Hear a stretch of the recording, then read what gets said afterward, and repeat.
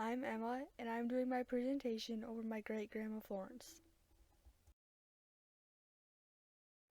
A Bible verse that has helped Florence live day by day is, "This is the day that the Lord has made. Let us rejoice and be glad in it." It is often said that age comes before beauty. In that case, my great-grandma Florence has been blessed with both age and beauty. On June 5th, 1923, Florence Wilhelmina was born to Alfred and Jenny Claussen. For her parents, it was love at first sight. Weighing 8 pounds and 4 ounces, Florence was blessed with ocean blue eyes and rich brown hair.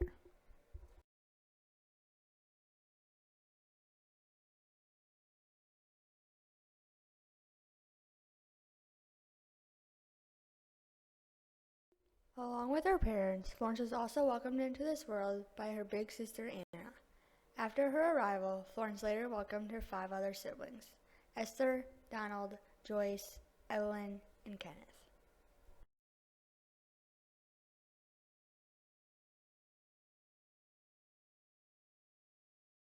Florence, as well as her 6 siblings, were born on and grew up on the Claussen Century Farm in Sioux County, Iowa. They had many happy times there together, as there were 7 of them. Alfred worked on the farm, and Jenny kept the house clean and made meals. Florence loved it when her mother would make spring fried chicken, sweet corn, and mashed potatoes, which wasn't often. Along with their household chores, Alfred and Jenny's children were busy helping their father on the farm. Some of Florence's responsibilities on the farm consisted of milking the cows, feeding the pigs, and caring for their dogs, bunnies, and guinea pigs.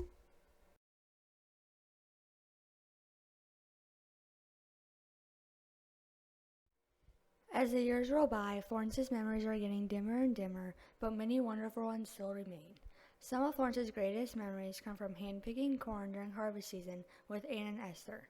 The girls would get bored, so their father would tell them stories of when he was a child, which helped pass time.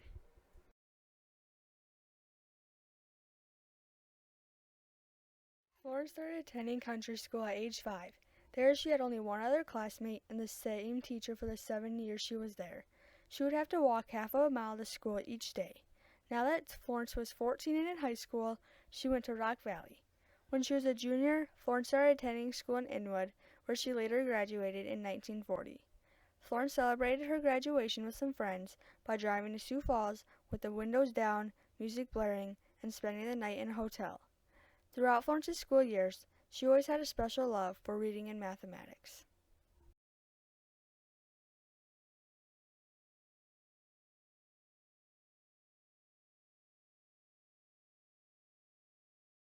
After graduating, she started working at a bakery in Canton, where she always had a good time.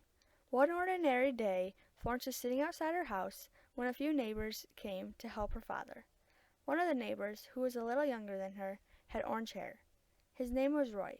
Florence had always dreamed of marrying a boy with orange hair, so when she saw Roy, she said, "I'm going to marry that boy someday." Little did Florence know at the time that she would later marry Roy.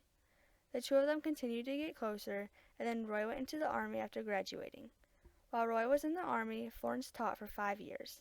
Florence said teaching was definitely her favorite job because working with the kids and knowing that you impacted their life in some way made her feel extremely blessed.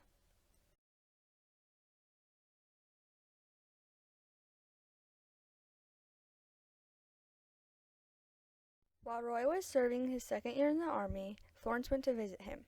He was stationed in New Jersey, and the two of them rode a ferry to New York City. There, Florence's dream came true. On November 6, 1942, she and Roy vowed to love each other until death shall they part. Their wedding colors were brown and red, and the two of them had a short weekend honeymoon in New York City. Then Roy finished serving in the Army overseas in Germany and Africa, while Florence taught.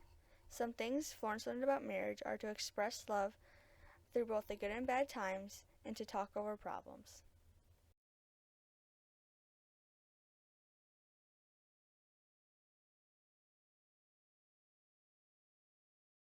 When Roy was finished in the Army, Mr. and Mrs. Roy Peterson bought their first home together just outside of Inwood. There, Roy farmed, and Florence helped him and took care of the house.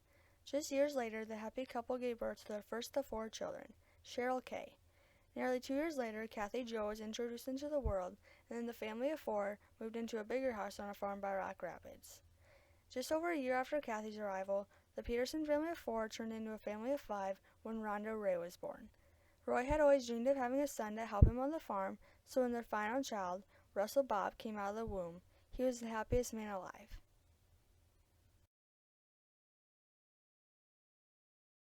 As parents, Roy and Florence taught their children the principles and values of life, which they still hold until this very day. As the years passed by, Roy and Florence's children got married and had children of their own as well.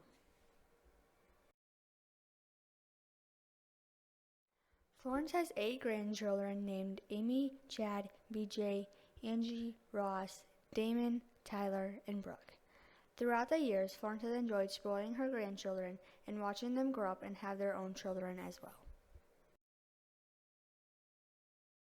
Florence is very fortunate to have 18 great-grandchildren. Their names are Blake, Katie, Shane, Justin, Tanner, Taylor, Cole, Nathan, Connor, Ross, Elise, Emma, Ethan, Egan, Sophia, Josina, Charlie, and Addison. As both a grandmother and great-grandmother, Florence loves it when her grandchildren visit. Whenever someone leaves her house, she says, "Come again soon when you can stay longer." Her grandchildren remind her of her own children by what they say and do. Each and every one of them help Florence to know that life is worth living.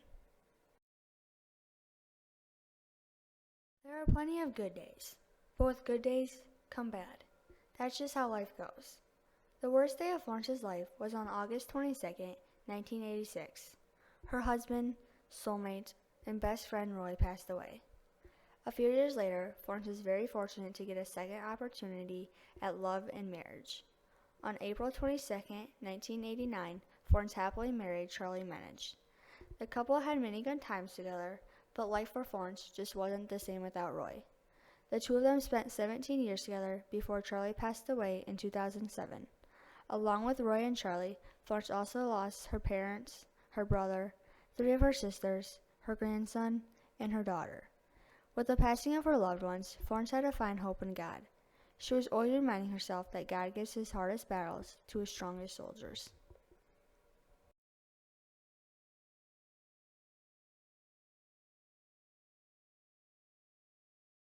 Florence's faith has contributed to her life in many ways.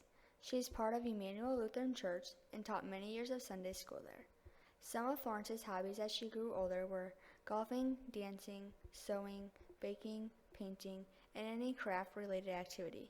She has even taught me how to cross-stitch and has baked with me numerous times. Now that Florence is 94, she does not let her age stop her from doing what she loves. When she's not spending time with her family, Florence is either playing cards with her friends or reading a book. Florence enjoys reading anything romance, fiction, or murder mystery, and the number of books she has read is countless.